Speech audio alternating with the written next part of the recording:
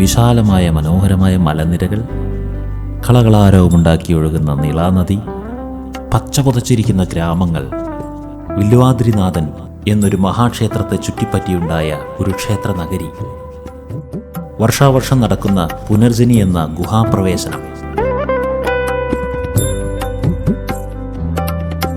ലോകപ്രശസ്തമായ കുത്താമ്പുള്ളി കൈത്തറി, ഇങ്ങനെ അനവധി പ്രകൃതിദത്ത അനുഗ്രഹങ്ങൾ കൊണ്ട് നിറഞ്ഞൊരു സ്ഥലമാണ് നമ്മുടെ ഋതം.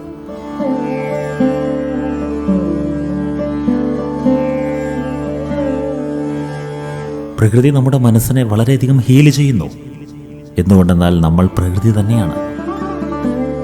പ്രകൃതിയിൽ നിന്നൊട്ടും ഭിന്നമല്ല നമ്മൾ.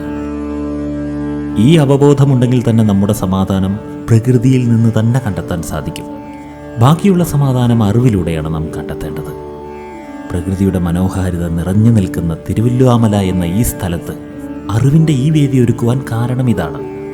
കേരളത്തിൻ്റെ സാംസ്കാരിക ജില്ലയായ തൃശ്ശൂരിൽ ലോകത്തിൻ്റെ ഒരു പുതിയ സാംസ്കാരിക വിപ്ലവം തന്നെ തുടങ്ങിയിരിക്കുകയാണ്. കണ്ണുള്ളവർ കാണട്ടെ, കാതുള്ളവർ കേൾക്കട്ടെ.